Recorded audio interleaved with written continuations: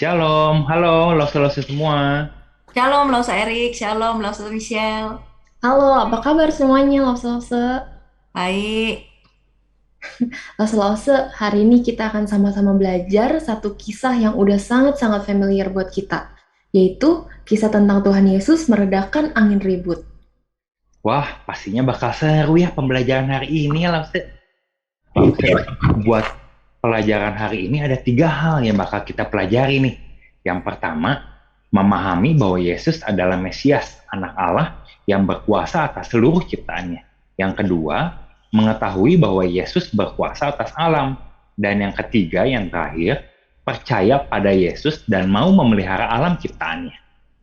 Nah, yuk kita sama-sama baca dari Markus 4 ayat 35 sampai 41. Mau minta tolong juga untuk Lause Erik bantu baca ayat 38 sampai 41-nya ya. Oke, Lose. Markus 4 ayat 35. Pada hari itu, waktu hari sudah petang, Yesus berkata kepada mereka, "Marilah kita bertolak ke seberang." Mereka meninggalkan orang banyak itu lalu bertolak dan membawa Yesus beserta dengan mereka dalam perahu, di mana Yesus telah duduk dan perahu-perahu lain juga menyertai dia. Lalu mengamuklah taufan yang sangat dahsyat dan ombak menyembur masuk ke dalam perahu, sehingga perahu itu mulai penuh dengan air. Ayat yang ke-38, pada waktu itu Yesus sedang tidur di buritan di sebuah tilam. Maka murid-muridnya membangunkan dia dan berkata kepadanya, "Guru, engkau tidak peduli kalau kita binasa?" Ia pun bangun, menghardik angin itu dan berkata kepada danau itu, "Diam, tenanglah."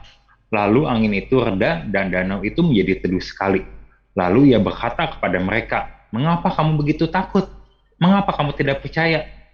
Mereka menjadi sangat takut dan berkata seorang kepada yang lain, "Siapa gerangan orang ini sehingga angin dan danau pun taat kepadanya?"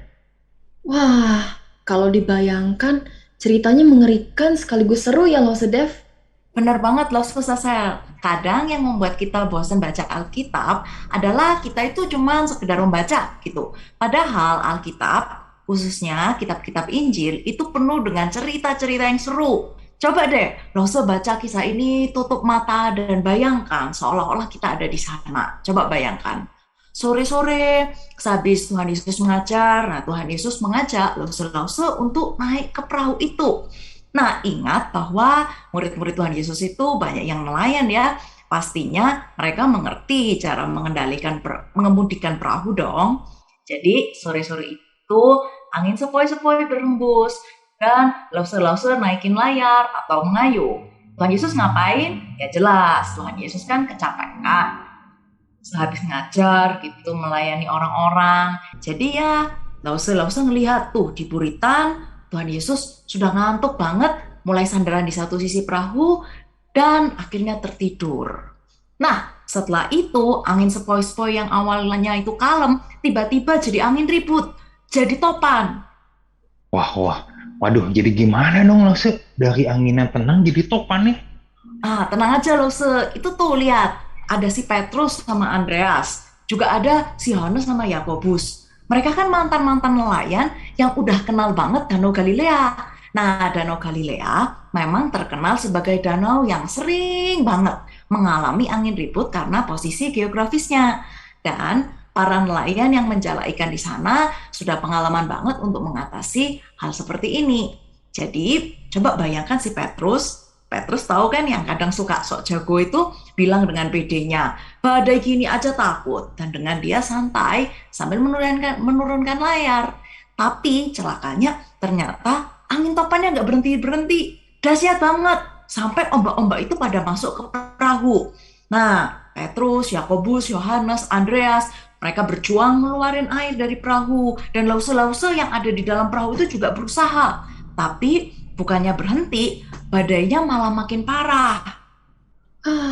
Gimana dong lo Sedef kalau kayak gitu? Nah, tenang, para nelayan ini nggak habis akal.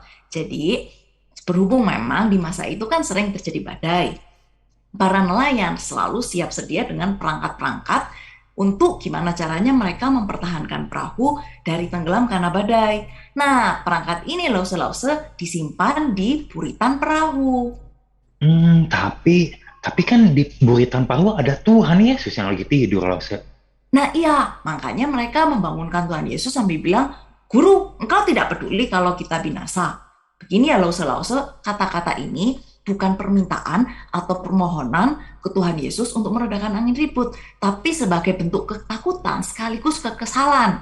Para murid mikir kayak gini dalam hati, guru ini gimana sih? Dia yang ngajak kita naik perahu, sekarang kena badai, bukannya bantuin kita, malah tidur. Udah gitu, malah menghalang-halangi kita untuk ambil perlengkapan. Makanya perkataan mereka cukup sarkastik dan kasar kan. Guru, engkau tidak peduli kalau kita binasa. Coba kita bayangkan, mana berani kita ngomong gini ke guru kita sendiri ya kan? Iya, jadi sebenarnya mereka bukan bangunin Tuhan Yesus untuk minta tolong meredakan angin ribut ya, Lause? Iya Lause, makanya kita baca perkataan Tuhan Yesus di ayat 40. Mengapa kamu begitu takut? Mengapa kamu tidak percaya? Nah, logikanya kalau memang mereka membangunkan Tuhan Yesus untuk minta tolong membuat mujizat, berarti mereka percaya bahwa Tuhan Yesus berkuasa atas alam semesta kan? Tapi justru Tuhan Yesus bilang mereka tidak percaya. Berarti mereka nggak percaya Tuhan Yesus berkuasa atas alam semesta, dan berarti juga nggak mungkin dong mereka membangunkan Tuhan Yesus untuk minta tolong. Sebaliknya, mereka berjuang dengan kemampuan mereka sendiri. Mereka lebih memilih mengandalkan perlengkapan yang disimpan di buritan daripada mengandalkan Tuhan Yesus. Nah, coba kalau kita bayangkan kita jadi Tuhan Yesus. Kita mungkin udah bodo amat kali ya. Bagaimanapun Tuhan Yesus jelas capek sesudah seharian melayani. Ditambah lagi sekarang melihat murid-muridnya yang nggak percaya dan bahkan kasar banget ngomongnya. Tapi bukan itu yang Tuhan Yesus lakukan. Tuhan Yesus bangun dan meredakan angin ribut. Nah, kalau di Alkitab bahasa Indonesia, nuansanya itu banyak yang hilang. Kalau secara literal, frase angin itu reda, sebenarnya lebih literal ditafsirkan angin itu ternina bobokan. Kalau dalam bahasa Inggris, the wind was lulled. Ternina bobokan. Maksudnya apa sih, Lause? Jadi maksudnya gini, Tuhan Yesus itu begitu berkuasanya atas alam semesta, sampai-sampai angin dan danau yang bergelora pun hanya seperti anak kecil di hadapan Tuhan Yesus. Di hadapan Tuhan Yesus yang adalah Allah pencipta segala sesuatu, badai dan ombak hanyalah seperti anak-anak kecil saja. Begitulah berkuasanya Tuhan Yesus. Oh, begitu ya, Lause. Luar biasa sekali ya Tuhan kita ya, Lause. Benar, Lause. Makanya sesudah itu Tuhan Yesus menoleh ke murid-muridnya, dan kita bisa bayangkan kesedihan dan kekecewaan Tuhan Yesus saat berkata, "Mengapa kamu begitu takut? Mengapa kamu tidak percaya?" Nah, menyaksikan hal yang demikian dahsyat, ayat 41 mengatakan bahwa murid-murid Tuhan Yesus menjadi sangat takut. Loh, kok aneh ya, Lause? Di ayat sebelumnya Tuhan Yesus kan tanya, kenapa mereka jadi takut saat ada badai? Nah, sekarang setelah Tuhan Yesus meredakan angin ributnya, kok mereka malah nanya menjadi sangat takut gitu Tuhan Yesus tanyanya. Berarti mereka lebih takut daripada saat menghadapi badai. Jadi begini Lause, di ayat 40 kata yang dipakai untuk takut adalah deilos dalam bahasa Yunani. Nah, kata deilos ini merujuk kepada ketakutan yang tidak baik. Ketakutan ini adalah ketakutan seorang pengecut. Tapi di ayat 41, kata yang digunakan untuk takut bukan lagi deilos tapi phobos.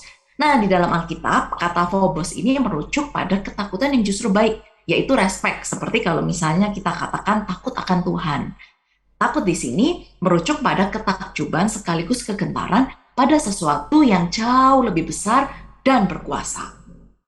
Oh, jadi sekarang murid-murid itu tidak takut lagi pada badai. Karena yang bersama mereka adalah Tuhan Yesus yang jauh lebih besar dari badai itu ya, Lause, ya berarti ya. Betul Lause, kita tidak perlu lagi takut pada apapun karena kita punya Tuhan Yesus yang ada bersama-sama kita mengarungi kehidupan. Satu-satu yang harus kita takuti, maksudnya harus menjadi objek respek, takjub, dan hormat kita adalah Tuhan Yesus sendiri. Sayangnya seringkali justru kita melakukan yang sebaliknya ya, Lause, ya. Kalau ada masalah, kita takut menghadapi masalah itu sampai stres sendiri. Di sisi lain, kita mengabaikan Tuhan dan mengandalkan kekuatan sendiri. Sama persis sih seperti murid-murid itu. Nah, di bagian ini kita sama-sama belajar untuk percaya Tuhan Yesus memegang kontrol atas segala sesuatu di alam semesta.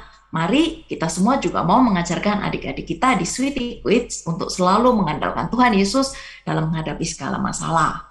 Kalau papa mama sedang kesulitan dengan pekerjaan, kalau ada pekerjaan pelajaran di sekolah yang sulit, kalau adik-adik sedang mengalami sakit penyakit, bawa semuanya kepada Tuhan Yesus di dalam doa. Kita percaya bahwa Tuhan Yesus yang beserta murid-murid di tengah badai juga beserta dengan kita sekarang dan sampai selama-lamanya. Oke deh, selamat persiapan lause-lause. Tuhan berkati dan menyertai kita semua. Dah.